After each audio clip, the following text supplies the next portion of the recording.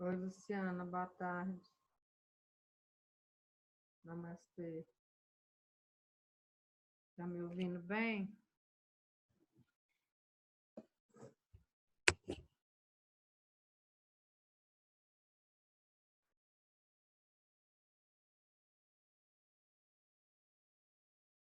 Oi, Luciana.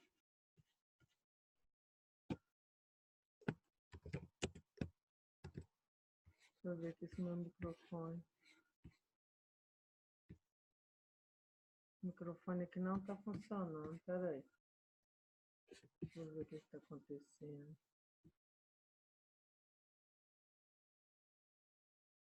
Vou tirar aqui para ver. Não está dando. Alô? Peraí.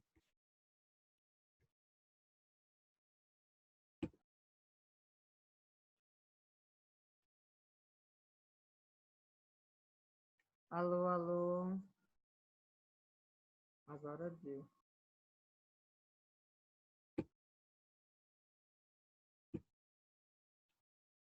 Alô? Não está dando. Peraí.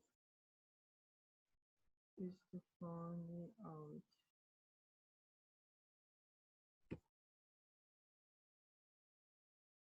Não. Luciana, tá me ouvindo?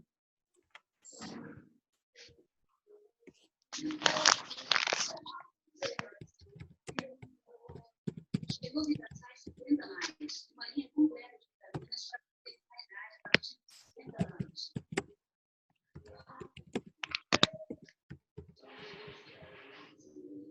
Oi, Luciana.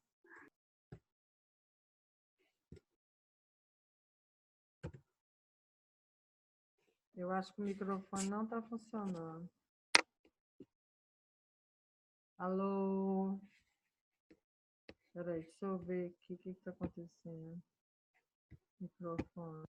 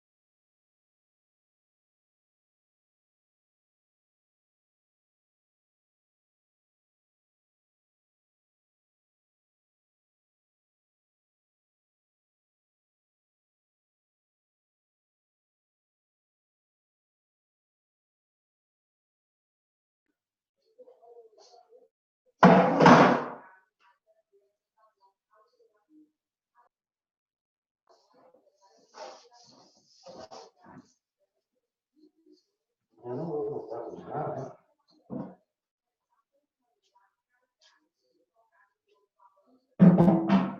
Amanhã nós vamos sair de casa.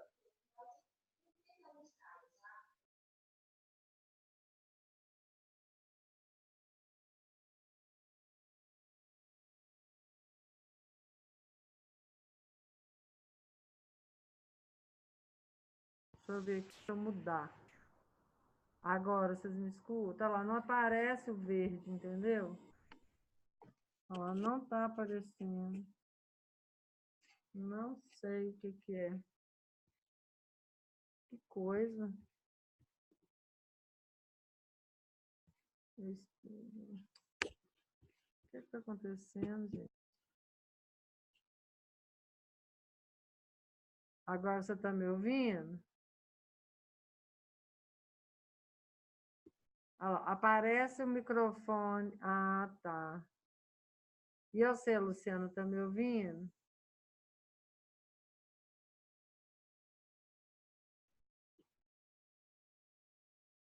Ah, então tá bom. Eu só não consigo ouvir você, Luciano. O microfone da Heloísa, na hora que ela abre, dá para ouvir, agora o seu não. Bom, mas se vocês estão me ouvindo, agora está aparecendo ali, ó. Vou aumentar o volume. Deixa eu ver aqui se dá para aumentar. Espera aí. Aqui eu vou aumentar o volume. Oi, Maria? Oi, agora te ouvi. Pronto. Agora deu.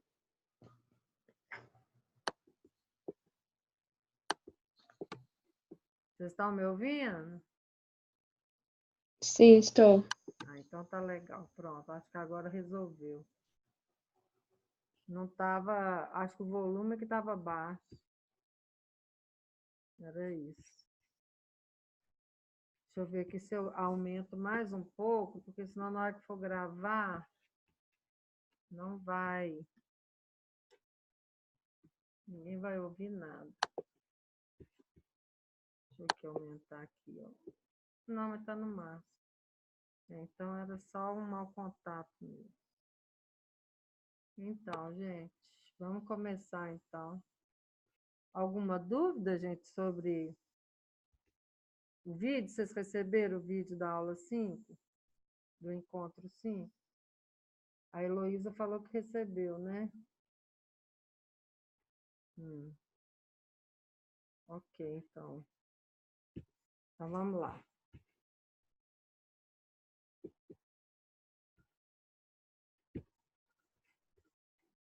Deixa eu pegar aqui. Ó, nós terminamos. Vamos iniciar aqui a atitude reativa e o rancor. Esse tema está ótimo para mim hoje, porque teve pessoas que agiram comigo, né, com raiva, né? Não é nem raiva assim verbal, não, mas eu sinto uma raiva interna na pessoa em relação a mim, entendeu? Ela tenta esconder, mas assim mesmo eu sinto a raiva. Então, isso aqui também vai ser bom para mim ler hoje. Bom, a atitude reativa e o rancor. Embora o ressentimento costume ser a emoção que acompanha a queixa, ele também pode vir junto com uma emoção forte, como a raiva ou outra forma de contrariedade. Dessa maneira, torna-se mais carregado energeticamente. A reclamação, então, se transforma numa atitude reativa, outra maneira que o ego encontra de se fortalecer. Existem muitas pessoas que estão sempre esperando pela próxima coisa contra a qual reagir para que possam se sentir irritadas ou perturbadas, e nunca demora muito até que encontrem o que procuram. Isso é um insulto, como você ousa? Estou profundamente magoado com isso. É o que costumam dizer. Elas são viciadas em se aborrecer e se encolerizar, enquanto os outros funcionam como uma droga, pela reação a isso ou aquilo. Afirmam e intensificam sua percepção do eu. Existem pessoas que criam empecilhos, criam dificuldades só para o outro ficar com raiva, para a reação do outro alimentar esse aborrecimento que ela gosta de ter, dele se sentir como é que fala? Não ser gratificado, né, com a aceitação do outro. O outro tem que abaixar a cabeça para ele, né? Então, quando o outro não abaixa, quando o outro não responde, não reage, nem nada, ele fica com raiva também. Ele quer que o outro se sinta culpado, que o outro reaja com raiva, porque aí vira aquela competição, né, aquele atrito, né? Uma loucura isso, vira uma loucura. Bom, um ressentimento antigo é chamado de rancor. Carregar um sentimento desse tipo é estar permanentemente no estado contra. E é por isso que o rancor constitui uma parte significativa do ego de muita gente. Quando coletivo, ele pode sobreviver por séculos na psique de um país ou de uma tribo e alimentar um ciclo interminável de violência. A gente vê isso acontecendo lá em Israel, os israelitas contra os muçulmanos, né? Em outros lugares do mundo, lá na África, tem várias tribos umas contra as outras, e uma coisa que ninguém nem explica. Eu assisti um filme uma vez sobre a guerra na Sérvia, que eu não lembro direito, acho que chamava Depois da Chuva.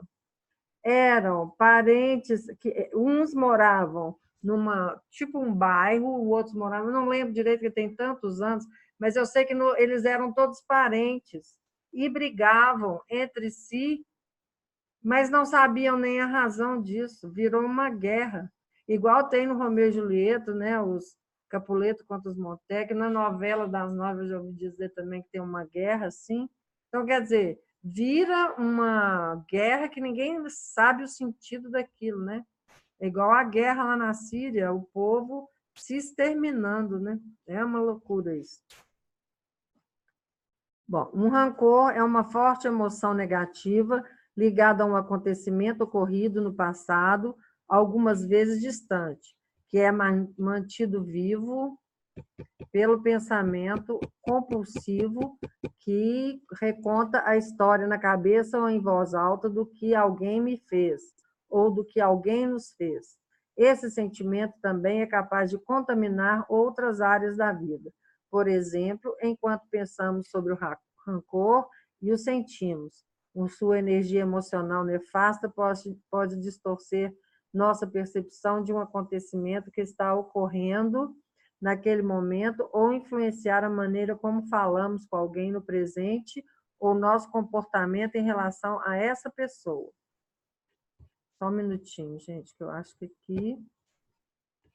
Não, está tudo bem.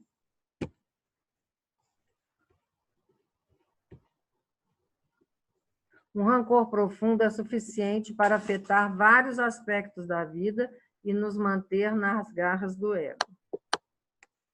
É preciso honestidade para... Ah, eu não estou compartilhando a tela, né? Só um momentinho. Eu vou compartilhar. Desculpa, gente. Pronto. E aqui eu não vejo quando vocês escrevem para mim, porque some a janelinha do Zoom. Entendeu? É preciso honestidade para verificarmos se ainda guardamos rancores, se existe alguém na nossa vida que não conseguimos perdoar completamente. Um inimigo, né, entre aspas.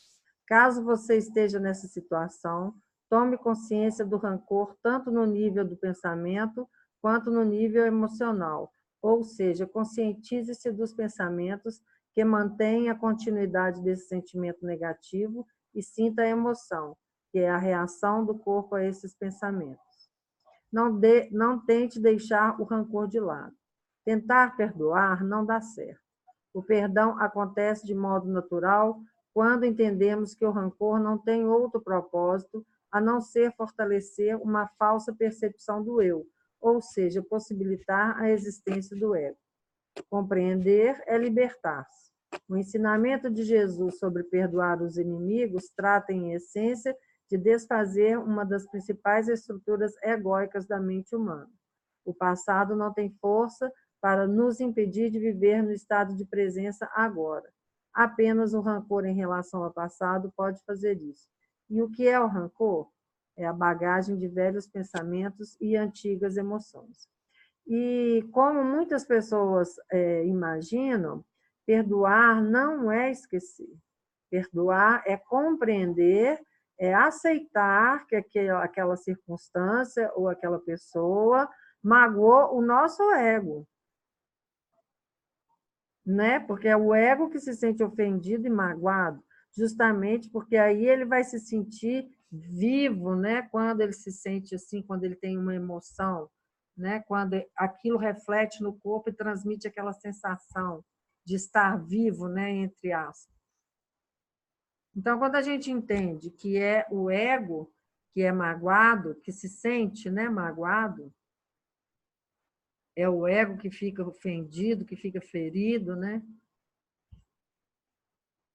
Aí, quando nós entendemos isso, nós nos libertamos. E aí, aquela situação não causa mais aquela emoção do passado. Isso é que é perdão. Enquanto a lembrança trouxer a emoção de volta, ninguém perdoa ninguém, pode só dar a boca para fora. O perdão precisa acontecer na consciência, na alma, né? Isso. Bom.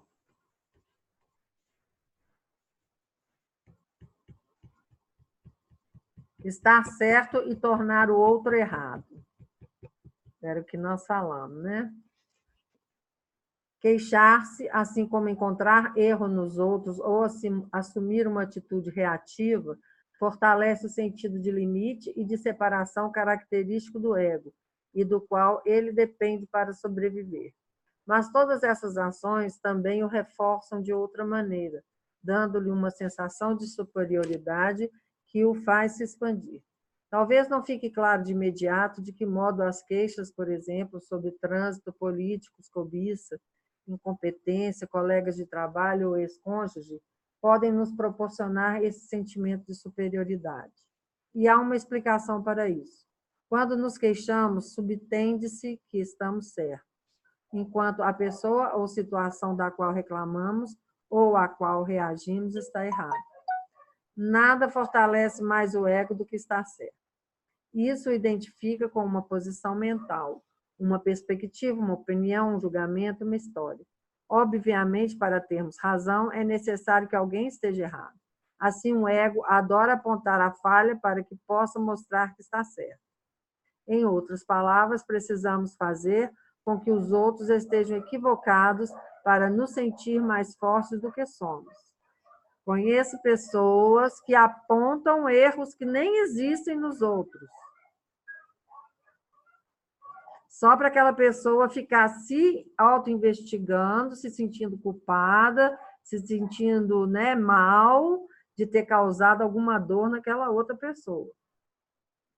A pessoa não errou, né, entre aspas, não teve nenhuma intenção de magoar, mas o outro, né, para sentir a reação do outro, né, de raiva ou de tristeza, o que for, para se alimentar daquilo, aponta um erro que nem existe. Conheço. Bom. Assim como uma pessoa, também uma situação pode ser considerada errada por meio de queixas e de algum tipo de reação. Atitudes que sempre deixam subtendida a ideia, isso não deveria estar acontecendo, é esse tipo de ideia, né? Estarmos certos nos coloca numa posição de superioridade moral imaginada em relação à pessoa ou à situação que está sendo julgada. É esse sentimento de superioridade que o ego adora e por meio do qual se destaca. Tá, aqui nós estamos todos julgando também o ego, né? Como uma coisa má. Mas o que fez o ego gerar isso? Hoje até coloquei lá, né? Que todos esses diagnósticos, né, psiquiátricos, psicológicos, né, de vários tipos, né, de desvio de comportamento, né, tudo é origem da ignorância sobre si mesmo, da verdadeira essência, da real natureza do ser. Então, todos esses chamados, né, desvios de comportamento, distúrbio psicológico, é tudo ego, na verdade. E tudo isso tem cura, por mais incurável que as pessoas falam que isso possa ser. Se a pessoa tomar consciência, se ela despertar para isso, ela se cura. Então, é possível. É possível. Existem distúrbios realmente graves, existem. Pessoas que estão totalmente alienados, né? Vivendo num outro mundo, existe. Mas existem alguns que as pessoas falam, não, essa pessoa é incurável. Não, ela pode ser curável, sim. Porque tudo é ego. Esses distúrbios todos é ignorância. Jesus não tirou demônio de várias pessoas. O que é o demônio se não o ego?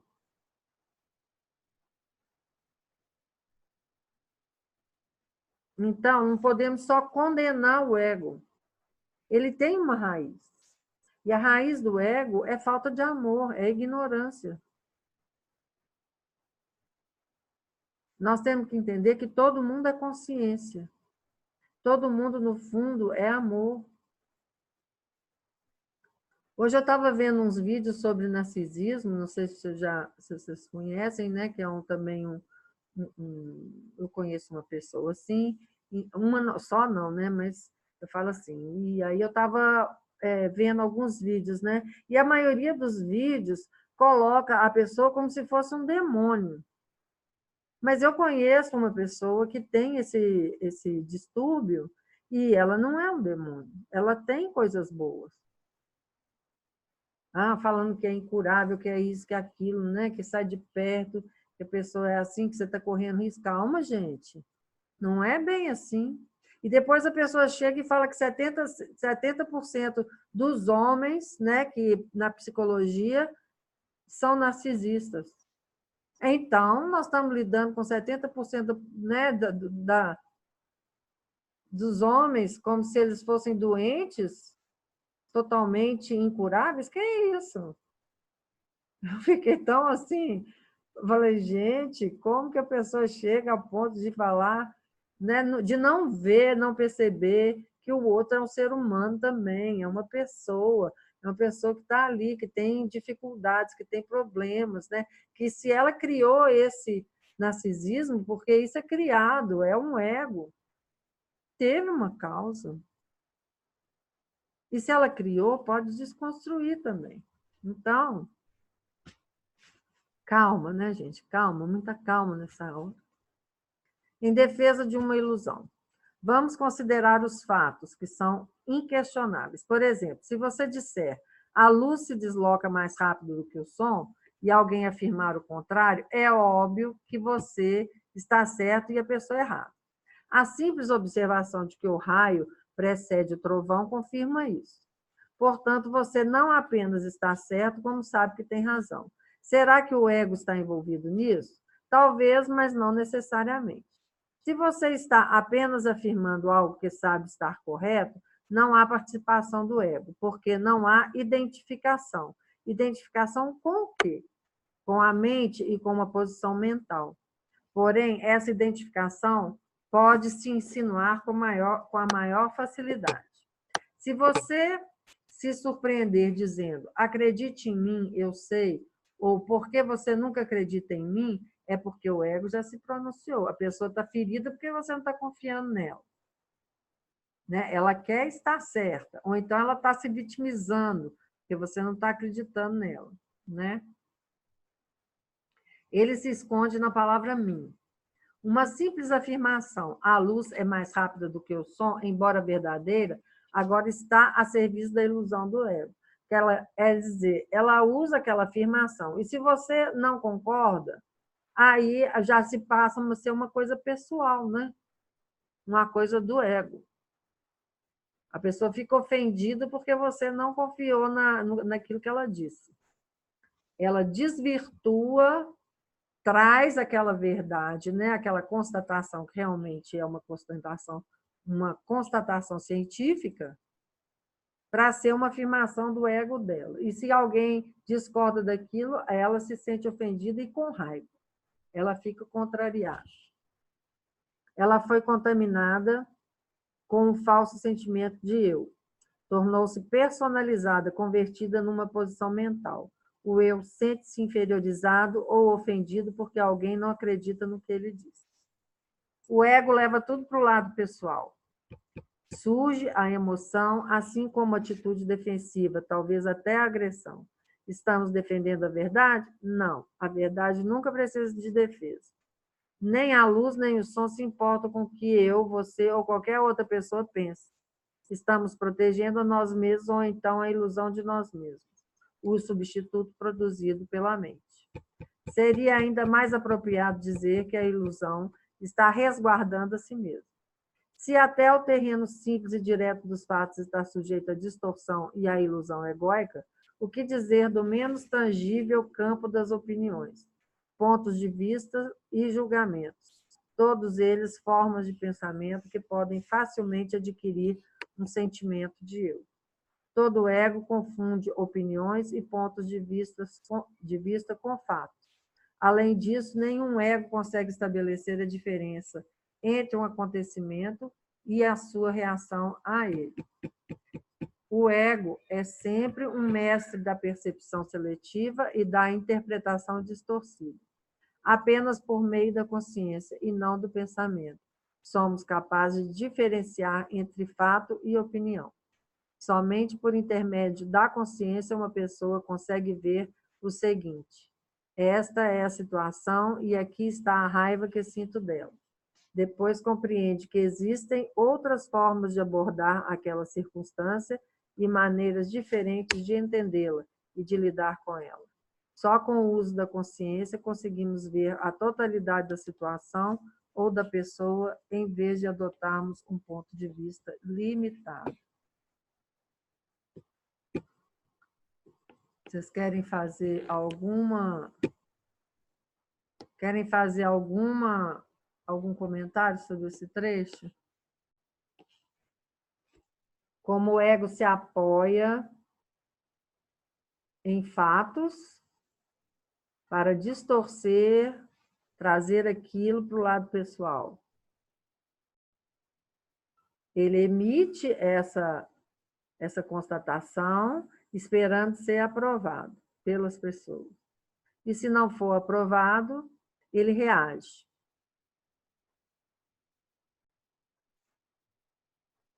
Então, é isso. Quer fazer algum comentário, Luciana ou Heloísa?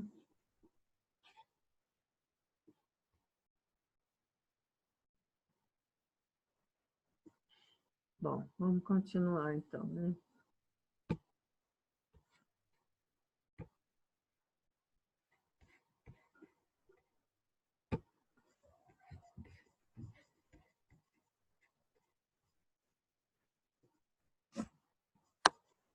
Verdade relativa ou absoluta.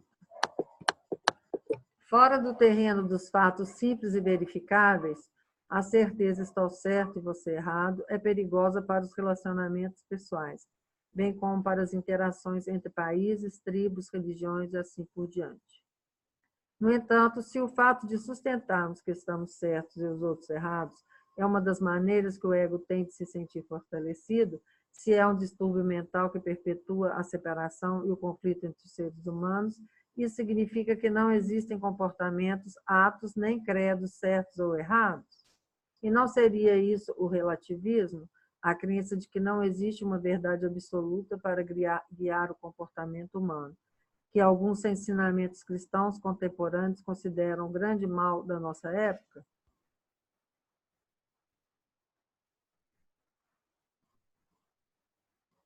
Mas os ensinamentos cristãos, aqui eu discordo, porque eles falam que existe uma verdade absoluta, que a verdade absoluta é o amor, né?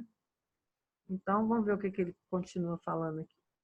A história do cristianismo é um exemplo básico de como a crença de que estamos na isolada posição de detentores da verdade, ou seja, certos, pode corromper nossas ações e nossos comportamentos ao ponto da insanidade. Bom, aqui talvez eu esteja falando a respeito dos pecados, né, de você infringir as leis da própria igreja, né? Tá. Pode ser isso. Durante séculos, torturar e queimar pessoas vivas, caso sua opinião divergisse até mesmo da forma mais superficial da doutrina da igreja ou de interpretações estreitas das escrituras, a verdade, eram consideradas atitudes corretas porque as vítimas estavam erradas. Elas estavam tão equivocadas que precisavam ser mortas. a verdade tinha mais importância do que a vida humana. E o que era a verdade? Uma história em que todos tinham que acreditar, ou seja, um punhado de pensamentos. Eu acho que essa idade, né, que é a idade da ignorância, né, da época da Inquisição, das bruxas, né, de queimar as bruxas e tudo, foi uma época de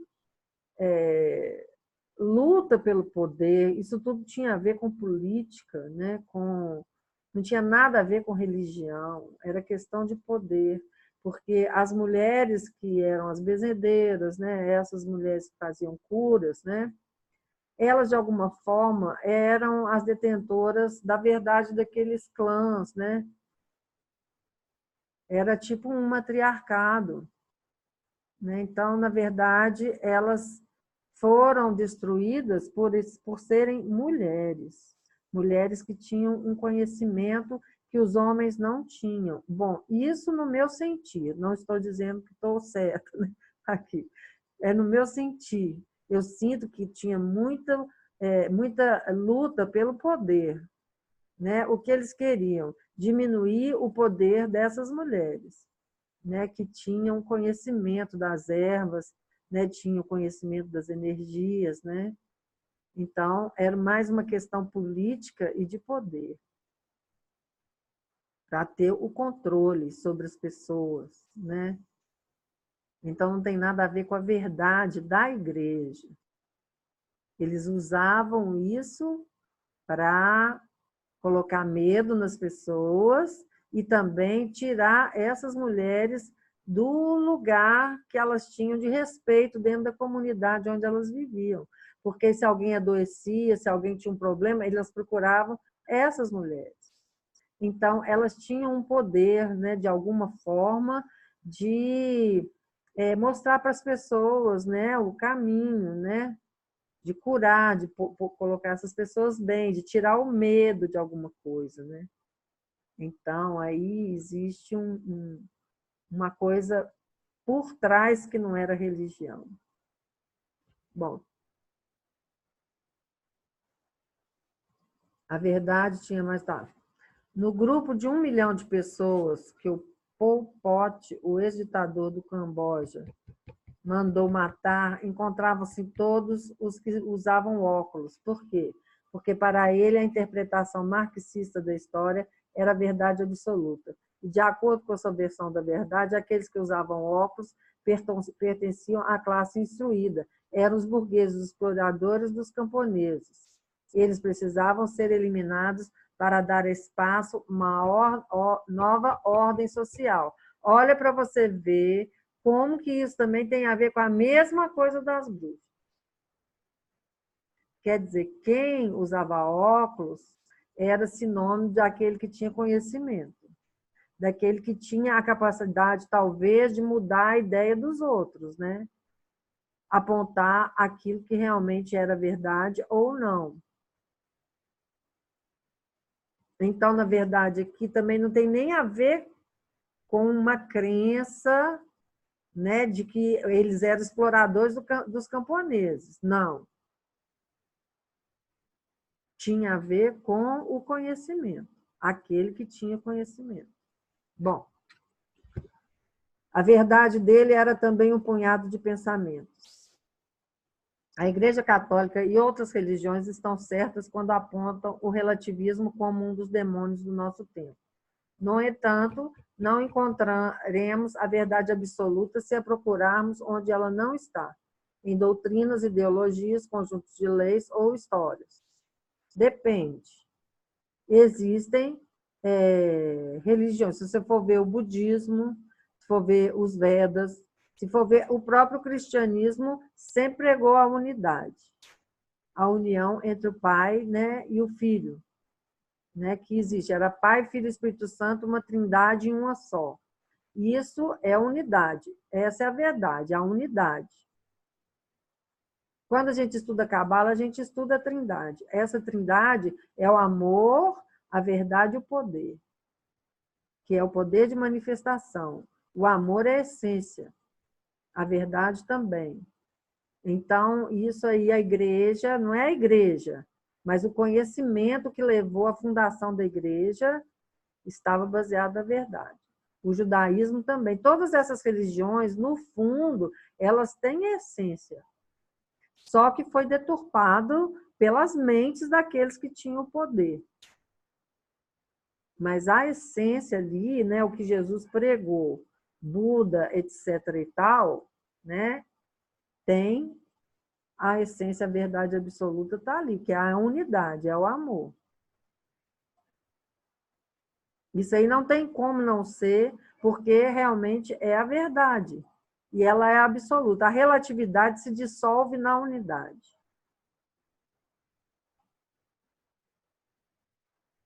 Quando a pessoa vai se desfazendo do ego, né, vai deixando o ego para trás, deixando ele se dissolver, essa visão relativa vai acabando. E ela vai adotando, né, assumindo, né, aquela visão da unidade que ela é. Ela não vê mais com o lado pessoal do ego. Ela percebe o mundo com a visão da unidade, de todos os ângulos. Ela não se fecha mais para a visão do outro.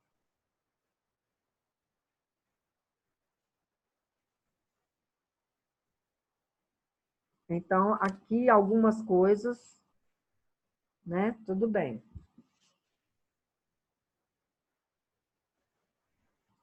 O que todas essas coisas têm em comum, que ele está falando das doutrinas, ideologias, conjunto de leis e histórias, elas se constituem de pensamentos. Na melhor das hipóteses, o pensamento indica a verdade. Contudo, nunca é a verdade. Sim, o pensamento não é a verdade, mas ele pode apontar, né? É por isso que os budistas dizem que o dedo apontando para a lua não é a lua. Claro, o dedo aponta, dá a entender, né, que aquele que aponta, né, é simples apontar. A gente não tem que olhar para o dedo, a gente tem que olhar para a lua, para a essência, né? Tudo bem. Todas as religiões podem ser falsas e verdadeiras, dependendo de como as usamos. Aí, tá vendo? Aí já concordo. Cabe a nós colocá-las a serviço do ego ou da verdade. Se acreditamos que apenas nossa religião é a verdade, nós a estamos utilizando em prol do ego. Empregado dessa maneira, o credo torna-se uma ideologia e cria uma sensação ilusória de superioridade, assim como de divisão e conflito entre as pessoas. Isso. Quando trabalham para a verdade, os ensinamentos religiosos representam pontos de sinalização ou mapas que pessoas conscientes deixam no caminho para nos ajudar a despertar espiritualmente. Isto é, a nos tornarmos livres da identificação com a forma. Exatamente. Existe apenas uma verdade absoluta e todas as outras verdades emanam dela. Quando a encontramos, nossas ações acontecem em sintonia com ela. A ação humana pode refletir a verdade ou a ilusão. Será que é possível colocar a verdade em palavras? Sim, porém as palavras não são a verdade. Elas apenas a indicam. Exatamente. As palavras, elas são limitadas, né? A verdade é inseparável de quem nós somos. Sim, você é a verdade. Sempre que a procurar em outro lugar, acabará decepcionado. O próprio ser, que é você, é a verdade. Jesus tentou mostrar isso quando disse: eu sou o caminho, a verdade e a vida. Essas palavras são os mais poderosos e diretos indicadores da verdade, desde que entendidas corretamente. Se mal interpretadas, se tornam-se um grande obstáculo. Jesus fala do ser mais interior, da essência da identidade de cada homem ou mulher, na verdade, de toda forma de vida. Ele se refere à vida que nós somos. Alguns místicos cristãos chamam isso de o Cristo interior. Os budistas o denominam natureza de Buda. Para os hinduístas, é o Atman, a essência divina. Quando entramos em contato com essa dimensão que trazemos dentro de nós, e isso é o nosso estado natural, e não uma conquista milagrosa, todas as ações que praticamos e os relacionamentos que estabelecemos refletem o estado de unificação com a vida única que sentimos em nosso interior. Isso é amor. Leis, mandamentos, normas e regulamentos são necessários para aqueles que estão separados de quem eles são, da sua verdade interna. Essas regras destinam-se a evitar os piores excessos do ego, porém, em geral, não são capazes sequer de fazer isso. Não, de alguma forma faz, né? Para aqueles que são mais amedrontados. Ame e faça o que quiser, disse Santo Agostinho. As palavras não conseguem chegar mais perto da verdade do que isso. E mesmo assim, esse ame e faça o que quiser, as pessoas podem deturpar, porque elas podem confundir o amor incondicional com o amor-paixão, o amor carnal, né? Esse amor de ego, né? E fazer o que te der na telha, sem ser através... Porque quando a pessoa assume o amor, ela vira harmonia. E sendo harmonia, ela não desarmoniza mais. Nem ela, nem os outros, porque os outros são ela mesma. Ela não vê mais essa distância, essa separação. Então, aquele que se tornou, que se tornou não, porque sempre foi, mas que se percebeu como essa unidade, ele passa a irradiar harmonia e não mais gera desarmonia, né? Então, a questão é ser consciente desse amor aí, desse amor que é a verdade, que é a união, né, entre a consciência suprema e você, que você é a própria consciência suprema. Mas é preciso haver essa percepção, que é a própria vivência disso, não é só o entendimento mental. Tem que ser uma coisa viva dentro de nós, esse Cristo interno, aqui o Buda interno, né? Bom, o ego não é pessoal. Nenhum nível coletivo, o modelo mental estamos certos, eles estão errados, está particularmente entrincheirado naqueles lugares do mundo onde o conflito entre dois lados, que podem ser países, raças, tribos, religiões ou ideologias, é muito antigo, extremo e endêmico. Ambos estão igualmente identificados com sua própria perspectiva, sua própria história, isso é, com o pensamento. Os dois são incapazes de perceber que outra perspectiva, outra história, possa existir e também ser válida. O escritor israelense Y. Halevi fala da possibilidade de conciliar uma narrativa competitiva. No entanto, em muitos pontos do globo, as pessoas ainda não são capazes de fazer isso ou não querem agir assim. Claro, a pessoa se sente afetada quando ela não é respeitada naquilo que ela pensa, naquilo que ela acredita, né? Então, esse diálogo aqui, uma narrativa competitiva, ele fala assim, é possível haver um diálogo, né, uma conversa entre as pessoas, elas não precisam concordar com as coisas e se manterem num nível sem que haja atrito. É quando existe respeito, quando existe amor, né? O meu modo, eu enxergo uma coisa, o outro... Ainda temos, né, visões relativas, né? Então, aí eu transmito a minha visão, o outro transmite a visão dele. Se a gente puder chegar num acordo, um entendimento, tudo bem. Senão, cada um fica com o seu entendimento e, fim, não existe atrito aí, né? Mas as pessoas, a maioria, não consegue fazer isso, né? Se um não aceita o que o outro pensa, o que o outro quer, vira guerra, né? Só um minutinho que eu vou acender a luz.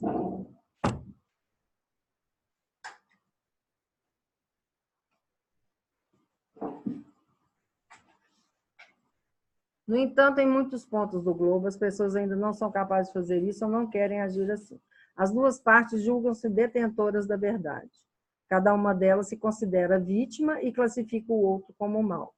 Como o conceitualizam e o desumanizam, vendo-o como inimigo, são capazes de matá-lo e infligir-lhe todo tipo de violência, ainda que se trate de crianças, sem sentir sua humanidade e seu sofrimento. Ficam aprisionados numa espiral insana de cometer atos terríveis e sofrer o revide, ação e reação. Portanto, torna-se óbvio que o ego humano, em seu aspecto coletivo, como nós, nós contra eles, né? E até mais doentio do que eu, o ego individual, embora o mecanismo de ambos seja idêntico. A maior parte da violência que os seres humanos infligiram a si mesmos não foi obra de criminosos, nem de indivíduos mentalmente perturbados, mas de cidadãos normais, respeitáveis a serviço do ego coletivo. Alguém poderia até dizer que, nesse planeta, normal equivale a louco. O que se encontra na raiz dessa insanidade, a completa identificação com o pensamento e a emoção, isso é, o ego. Eu diria que não com o pensamento em si, porque vai depender do pensamento. Porque existem pensamentos construtivos, intuitivos, né? Mas a crença, é a crença que isso é certo e aquilo ali é errado. Aquilo é melhor, aquilo é pior, aquilo é maior, aquilo é menor, aquilo é superior, aquilo é inferior. São essas crenças que separam os egos, que alimentam os egos, que cria competição, que cria o atrito, que cria a guerra.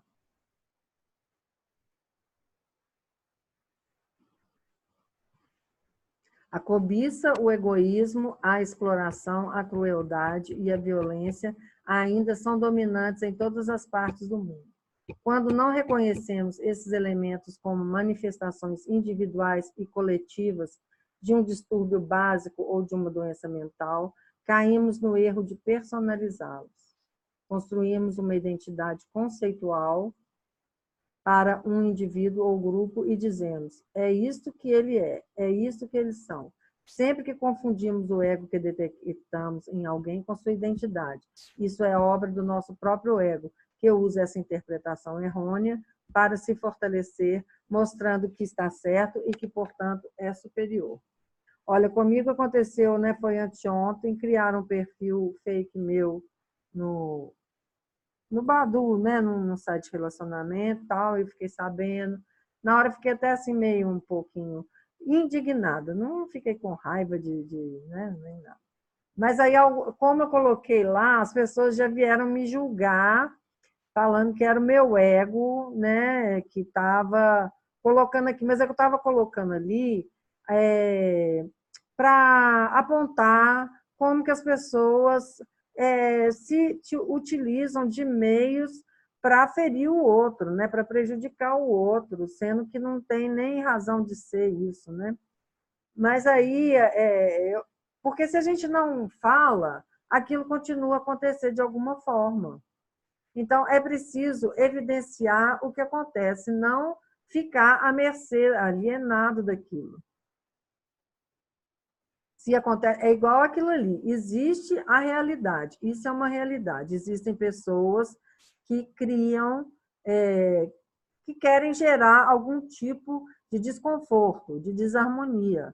Isso é real, não é o meu ego que está criando. Agora, eu não vou manter o meu foco ali, mas no qual eu apenas estou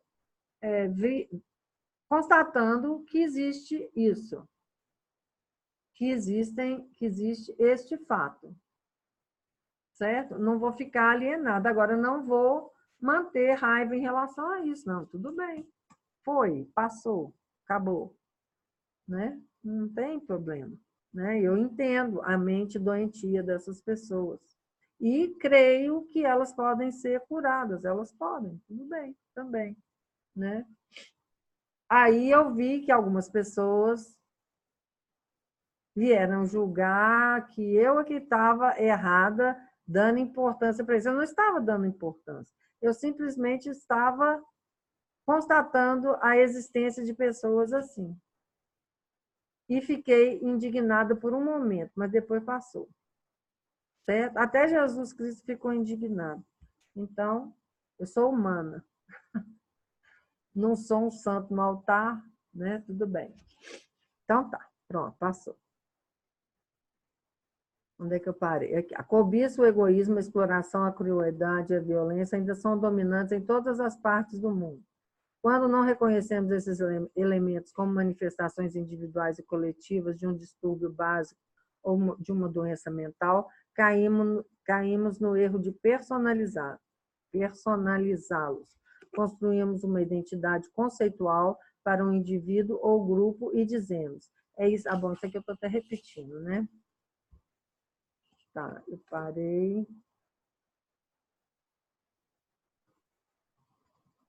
Tá, então a pessoa fala que o outro está errado e ele está certo, tudo bem. Então ele faz isso reagindo com condenação, indignação e geralmente raiva em relação ao inimigo percebido. Aí, ó, eu indignada lá com as pessoas. Tudo isso lhe proporciona imensa satisfação. Não, não fiquei nem um pouco satisfeito. Fortalece a sensação de separação entre nós e o outro, cuja alteridade, isso é, a natureza ou condição do que é o outro, do que é distinto, aumenta a tal ponto que já não conseguimos sentir sua humanidade nem suas raízes na vida única que compartilhamos com cada ser humano, a divindade que temos em comum. Pois é, não, eu até entendo, né, a ignorância da pessoa, né? Eu apenas constatei a existência de coisas assim. Os padrões egóicos específicos a que reagimos com mais intensidade em alguém e que classificamos erroneamente como sua identidade tendem a ser idênticos aos nossos. Foi isso que eu comentei, né, sobre os vídeos das pessoas que estavam condenando os narcisistas como se eles fossem monstros e demônios, né? Eu falei, nossa, gente, coitado das pessoas. Elas talvez nem saibam disso, né? É uma coisa inconsciente. Elas criaram por baixa autoestima, por falta de amor, várias coisas, vários condicionamentos. Elas criaram essas coisas, né? Pode até ter trazido coisa de outras vidas, ou então nascer numa família X com mãe ou pai narcisista também. Tudo bem, a gente não sabe. Então, não vamos condenar o outro, sim, é isso que eu achei estranho, né? Mas é normal também, é natural, é isso aqui. Nesse sentido, temos muito a aprender com nossos inimigos. O que existe neles que mais nos incomoda ou perturba? O egoísmo, a cobiça, a necessidade de poder e controle, a falta de sinceridade, a desonestidade, a propensão à violência, o quê? Qualquer coisa da qual nos ressentimos no outro e à qual reagimos com intensidade, também existe em nós, mas não é mais do que uma forma do ego e, como tal, é impessoal. Ela não tem nada a ver com quem a pessoa é, nem com quem nós somos. Somente se a confundirmos com nossa identidade, ela pode representar uma ameaça à nossa percepção do eu, né?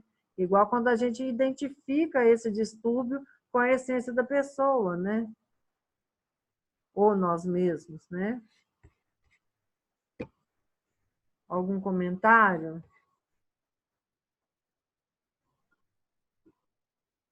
A Heloísa, né? Eu conheço a pessoa, mas não tem importância. Já tomei as providências necessárias, já deletaram o perfil, pronto, acabou, encerrou, passou, tá? Então, e nem acredito que a pessoa vai ser condenada ao fogo do inferno por isso. Eu acho que todo mundo pode um dia despertar para a verdade. Eu confio nisso, eu acredito no poder do amor, da verdade, né? Por isso que eu trabalho com isso, né? Eu confio, né? A maioria das pessoas não confia na cura, né? Elas colocam dificuldade para que a cura aconteça. Não, isso é impossível de acontecer. É impossível uma pessoa com essas características ter cura. Não, eu não acredito. Eu acredito na cura. Eu acredito no amor, acredito no poder de transformação. Eu acredito no universo, na força do amor, na força de Deus. Eu acredito. Então, só porque uma pessoa age assim, né, com desarmonia, eu não condeno. Eu não condeno. Eu, naquele momento, eu fiquei assim, um pouco indignada. Fiquei assim, não, gente, por quê, né? A gente fica, às vezes, querendo entender por que fez isso, sendo que eu nunca fiz nada para a pessoa, né? Não, fiquei sem entender. Mas depois você entende que é ignorância, né? Você já sabe que aquilo ali é o ego, né? É uma necessidade que a pessoa tem de diminuir o outro, né? Não sei. Mas tudo bem, eu não guardo nenhum tipo de rancor, nenhum. Eu entendo e confio no poder de transformação, de transmutação da luz, do amor. Né? Então, tá. Alguém quer falar alguma coisa? Quer falar, Heloísa, sobre isso tudo que a gente leu?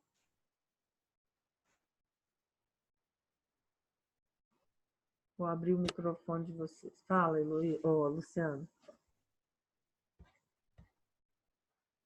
Não estou te ouvindo. Tá ouvindo agora? Agora estou.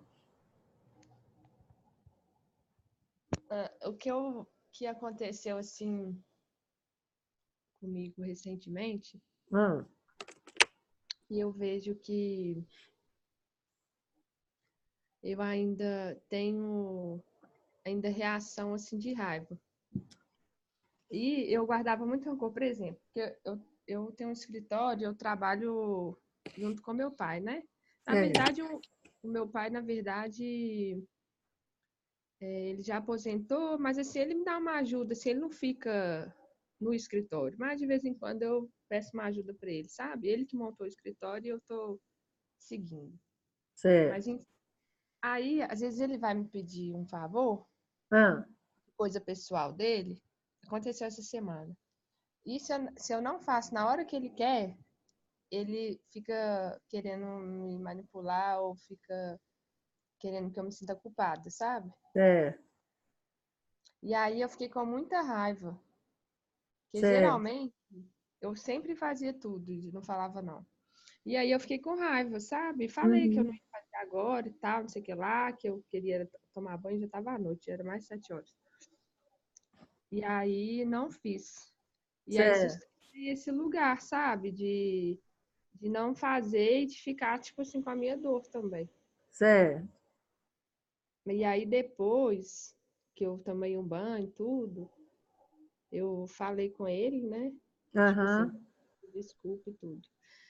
Mas assim, é mais nesse lugar assim que eu ainda tenho assim rancor, raiva, assim, aparece, assim, eu ainda sou reativa, sabe? Certo. Muito menos do que eu era, assim, incomparável. Certo. Eu achei que eu melhorei muito, assim, muitas questões eu consigo ter consciência. Igual eu fui pro quarto e aí eu fiquei assim pensando, então eu não caio no vitimismo, sabe? Falei assim, eu tô Sei. triste, mas eu não sou a tristeza, tem dor, mas tipo assim, eu não caí nisso, que ingrato, o mundo me odeia. Passou isso no meu pensamento, mas eu não identifiquei, sabe, com isso. E aí eu acho que é isso, que é a consciência, né? Passa essas coisas, às vezes a gente identifica e reage, mas às vezes a gente consegue ter a consciência, né? Sim, vai passando, né? Só um minutinho, desculpa. Desligar aqui. Não era bem exatamente o caso daí, mas é porque é uma coisa que é parecida, assim, né? São sentimentos negativos, né? Sim, mas Então, é aquilo que ele falou também. Você não tem que reprimir a raiva.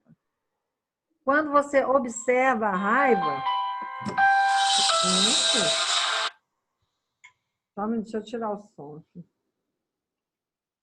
Quando você observa, você vê que é ego, automaticamente ela passa. É muito interessante isso. Porque não é para você reprimir. Deixa a raiva vir. Porque a raiva vindo, você vai ver de onde ela está vindo. Qual é o motivo? Porque ela tem uma causa. É a sua reação diante de alguma coisa que te incomoda. Por que te incomoda? Né? Então, a partir do momento que você enxerga, né, ela some. Você vai ver que passa mais rapidamente. Né? E aí você não vai guardar esse rancor, né? Não vai ficar cultivando a raiva para ela se transformar em mágoa, transformar em rancor. No dia seguinte eu acordei assim, vida nova, sabe? Fui pra academia, fiz as coisas, falei, é uma vida em branco. E aí vi o pai ou quem, como se sem o passado, sabe? Certo. E existe também condições assim que as pessoas, né, o relacionamento, né, que seja, não importa em qual tipo de relacionamento seja, as pessoas às vezes uma se depara com uma diferença de pensamento, né? E para que aquilo ali não vire, né, um conflito, aquele que é mais consciente aceita o que o outro está falando, aparentemente, justamente para não ir adiante, né? Então, você não precisa concordar com o outro e nem tentar provar para o outro o contrário, né? A princípio, a gente aceita, mas mantém aquilo que a gente acredita internamente. Eu saí de perto, sabe? Aí no dia Isso seguinte, também. ele foi falar com a minha irmã. Porque a sua irmã, eu pedi para ela fazer um negócio para mim, ela não fez, eu faço tanto por ela, que não sei o que, não sei o que lá. Se faz Aí ele invisível. ficou falando mal de mim com a minha irmã. Eu fui sair de perto. Aí fui pro Melhor. quarto e falei assim, ô Deus, me mostra o que que você quer me mostrar com a situação. E aí eu consegui ter compaixão, porque no fim é porque a gente faz as coisas e quer reconhecimento, e Sim. ele acha que eu não dei o reconhecimento, Não, e e ele... é o nível de entendimento, né? A gente tem que dar relevar, né? Porque você está enxergando, mas ele não. Então, aquele que enxerga tem mais responsabilidade, né? Ele tem mais condição de ceder, de abrir mão, porque no fundo ele sabe que o que é real não vai mudar, né? E Se o quando outro tem você uma ofende uma crença, pessoa, você está oi? se ofendendo a si mesmo, né? Oi? Igual eu também, eu às vezes faço isso. Quando você ofende uma pessoa, você está ofendendo a si mesmo. Assim mesmo, exatamente. Se você tem raiva do outro, você está tendo raiva de você mesmo, né? Isso tudo ressoa em nós, né? E o fundo, na verdade, o motivo, a causa está em nós mesmos. Porque a partir do momento que existe entendimento, acaba isso. Acaba a competição, acaba a reação, acaba todas essas coisas, né? Aí o outro fala com você, é como se você absorvesse o que ele fala, aquilo passa por você e vai embora. Não É, tem mais, como é que fala, reação. Você simplesmente vivencia aquilo ali, mantendo a serenidade, mantendo a integridade. Aquilo ali não toca na sua essência, não toca. Muitas vezes tem umas pessoas que querem que eu faça assim, de uma forma, né? Tem um amigo que vê, não, você devia escrever assim, assado. Aham, tá. Falo, concordo, porque eu sei que aquela pessoa tem dificuldade. Porque não vai adiantar eu falar com ela assim, não vou fazer assim, vou fazer do meu jeito. Não, eu simplesmente, está tudo bem, mas continuo fazendo do meu jeito. é. Mas para não haver conflito, eu simplesmente falo, sim, tudo bem, você tem razão. Muitas vezes chega a você concorda, muitas vezes, justamente para não ter conflito, sabe? Ou então dá uma palavra assim, pode ser, sabe? Que é uma coisa elástica. Porque aí, se algum dia ele chegar para mim e falar assim, mas você falou isso, eu vou dizer, não, eu falei, pode ser, não concordei totalmente. É política isso, né? Estou sendo um pouco falsa, talvez? Pode ser. Mas para evitar, né, um certo conflito, né? O que eu percebi muito, sabe, Mariana, que Ah, eu tenho dificuldade para ver minhas próprias necessidades. Então, sei, eu fico querendo agradar e atender muito os outros, né? Principalmente família, marido, né? Essas coisas, as sei. pessoas próximas que demandam mais, né? Ah, E aí eu tava vendo que eu não atendo às minhas próprias necessidades. Então eu fico fazendo pelo outro, depois eu fico com um vazio, ou carente, ou querendo cobrar do outro, porque eu também tava para fazer uma coisa, alguém vem e me chama, eu desfoco, faço o que a outra pessoa quer e deixo de atender as coisas que eu preciso para mim. Eu faço isso, aham, agora eu tô tentando equilibrar isso. isso. É. Porque essa coisa da gente nunca falar não, né, também é um receio de ser rejeitada, né? De Não fica ser com a amado. culpa, várias coisas, né, que estão aí por É trás mesmo. disso, né? Baixa autoestima, várias coisinhas, né? E aí cada um é um, né? Aí você tem que entender que quando você tem que ver a sua integridade, a sua natureza, né? Aquilo, é claro que a gente tem que estar disponível para o outro, porque às vezes o outro está mais necessitado de nós do que nós mesmos. E isso também é assim. Às vezes você tem que abrir mão de alguma coisa que você iria fazer por você agora para atender o outro que está mais necessitado, porque o outro é você mesmo, certo? Mas aí é uma condição que a sua intuição vai te falar, porque cada caso é um caso, né? Então, é uma coisa que aí é essa visão da unidade, né? Que começa a atuar. Você não se vê mais separado do outro. Então, você vai fazer coisas por você, para aquilo, para o seu crescimento espiritual, né? Mas se surgir alguma pessoa que esteja mais necessitada desse seu processo, né, do que o seu processo, você abre mão do seu processo e vai acudir o outro, porque o outro é você. Mas aí é uma coisa que não tem regra, né? É a questão de você estar atenta, observando e com o coração aberto, para que aí a intuição vai te dizer, ó, agora é hora de agir, agora não, agora, sabe? Você vai atuar sempre assim, de acordo com o que o universo te indica. Sem preocupação, entendeu? Sem preocupação. Ah, não, agora eu vou fazer isso assim, assim.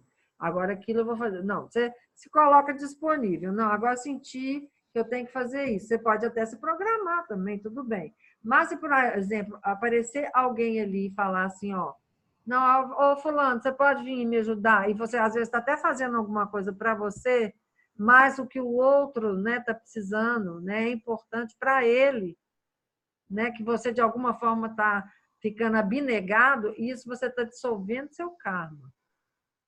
Você está abrindo mão do ego ali, naquele instante. E você que já viveu em ashram, você sabe como que isso funciona. Por exemplo, na relação mestre-discípulo, o discípulo está sempre pronto a servir ao mestre. Por quê? Para acabar dissolvendo o ego. Muita gente não entende isso, como funciona isso. Mas isso é abnegação. Eu aprendi a fazer isso com minha mãe, que não sabia nada disso, mas ela era abnegada por natureza. Mas ela não se sentia diminuída, não se sentia vítima, nada, a fazer isso tudo por amor. E eu aprendi a fazer isso com ela.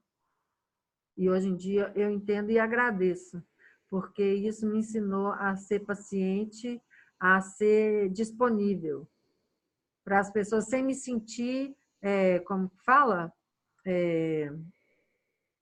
sugada, o que seja, né? Porque tem pessoas que se sentem, né? Ah, estou sofrendo, não sei o quê, porque eu estou ali disponível para as pessoas. Não. Eu me sinto bem, porque aquilo ali, eu me sinto bem fazendo bem. É uma coisa da minha natureza mesmo. Já é uma coisa natural. Já não tinha dificuldade e fui treinando ainda mais. Fui treinando. Agora, tem momentos em que eu chego e faço, não, agora eu não posso, agora eu tenho que fazer isso e isso. Porque aí é a minha intuição. Mas não, agora aquilo ali não é tão necessário. Certo? Aí vai depender do momento, vai depender de quem está me pedindo, né? Aquilo ali, o universo que vai me dizer o que eu devo fazer ou não diante daquela situação. Entendeu? Mas, para isso, a pessoa precisa estar sempre aberta e disponível. Tem que estar no fluxo. Não entendi. É porque eu já faço muito por eles, entendeu? Uhum. Pois é, não, mas é importante você aprender isso. E à medida que você vai aprendendo isso, você vai se fortalecendo. E vai ficando mais fácil também estar disponível. Porque aí, quando for o momento de estar disponível, você vai saber. E quando for o momento de não estar disponível, você vai saber também. Uhum. Certo? Certo, mas para mim, isso que eu tô falando, foi bom porque eu já sabia esse Aham. negócio porque eu sou muito mais disponível pro outro já, sabe? E eu Certo. acho que estava me deixando. Mas eu entendi. Você Eu entendeu, comprei. né? Então, Uhum. é isso. É uma questão de meditar a respeito, né? Porque quem se sente desgastado, na verdade, é o ego, né? Mas às vezes você realmente precisa cuidar da sua integridade, foi o que eu disse, né? Da sua integridade física, da sua integridade mental, né? Emocional. Então, nem tudo você vai dar conta de fazer. Então, você intuitivamente, junto com o universo, você vai encontrar, de ajuda, entendeu? né, uma medida certa. É porque às vezes eu também necessito de ajuda e eu não sou muito de pedir. E Certo, aí, entendeu? entendi. Eu Isso sou mesmo, mais tá de dar do certo. que de Você pedir. está no caminho, Luciana. Estamos no caminho, viu? Então, As sim, coisas vão acontecendo, vai clareando, né, aos pouquinhos. É sim, isso tá aí. melhorando, né? Com certeza, está sempre melhorando. Então, gente, acho que por hoje, né, vamos encerrar. Heloísa, você quer falar alguma coisa, Heloísa?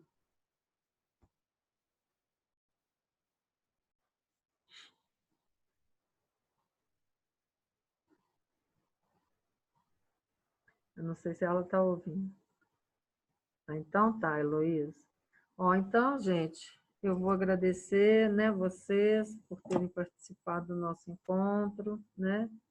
Eu vou estar gravado, eu vou postar no YouTube, vou tentar postar mais tarde, se não amanhã, para depois mandar para vocês, tá? Por e-mail, tá bom? Então, desejo uma boa noite para você, para vocês duas, né, Luciana e Heloísa. Bom descanso, né? E até a próxima terça. Qualquer coisa, vamos nos comunicando lá pelo grupo, tá bom? Um abraço grande para vocês. Paz e luz. Namastê.